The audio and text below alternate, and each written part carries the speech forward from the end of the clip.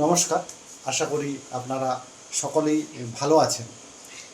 আজকে আমরা দুই সাঁতারুর কথা শোনাবো, গল্প শুনবো স্বপ্ন কিভাবে দেখতে হয় এবং তা কিভাবে কঠিন পরিশ্রমের মাধ্যমে তাকে বাস্তবায়িত করতে হয়, সেটা কিন্তু আমরা শুনবো আজকে। আমেরিকান সাঁতারু মার্ক স্পিচ 1972 মিউনিক অলিম্পিক, গ্রীষ্মকালীন যে অলিম্পিক, তাতে 7টি সোনার পদক জয়লাভ করেন। সেটা তখন বিশ্ব রেকর্ড। সেই বিশ্ব রেকর্ড কিন্তু বহু অলিম্পিকে চলতে থাকে।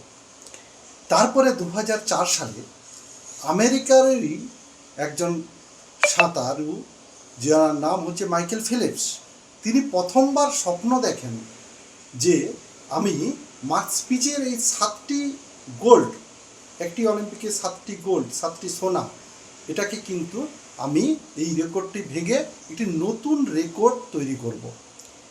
তিনি স্টাডি করতে থাকেন মার্ক স্পিচের জীবনী নিয়ে, এবং তিনি জানতে পারেন যে মার্ক স্পিচ প্রত্যেক দিন 8 ঘন্টা করে সাঁতার কাটতেন, পরিশ্রম করতেন, কঠোর পরিশ্রম। তিনি তখন থেকে 2004 সাল থেকে তিনি প্রত্যেক দিন, মাইকেল ফেলিপস ঠিক করেন যে উনি 8 ঘন্টা করতেন, তাহলে ওনার রেকর্ড ভাঙতে গেলে ওনার থেকে আমাকে বেশি সাঁতার কাটতে হবে। তাই প্রত্যেক দিন 12 ঘন্টা, 365 দিন ইন্টু 12 ঘন্টা, এবং প্রত্যেক দিন প্রায় 15 কিলোমিটার সাঁতার কাটতেন তিনি, প্রায় 15 কিলোমিটার। এবং সেটা 1 বছর নয়, 2 বছর নয়, 3 বছর নয়, 4 বছর ধরে তিনি করে আসছেন। এবং তিনি প্রায় 20,000 কিলোমিটার সাঁতার কেটেছেন। তারপরে সেই 2008 বেজিং অলিম্পিক, সেই বেজিং অলিম্পিকে কিন্তু মাইকেল ফেলিপস অসাধারণ পারফরমেন্স করে 8টি সোনার পদক জয় করে। তাহলে তিনি কি করলেন? 8 ঘন্টার জায়গায় 12 ঘন্টা পরিশ্রম, 12 ঘন্টার পরিশ্রম এবং 365 দিন ইন্টু 12 ঘন্টা ইন্টু 4 বছর এই কঠোর পরিশ্রম করেন। এবং এই সোনার পদক জেতার পর এক সাংবাদিক ওনাকে প্রশ্ন করেন যে আপনি এটা কিভাবে পারলেন। তখন সাংবাদিককে উনি কাছে ডাকেন, কাছে বসান এবং ওনাকে একটা কথাই বলেন যে এটা অবশ্যই আপনি পারবেন।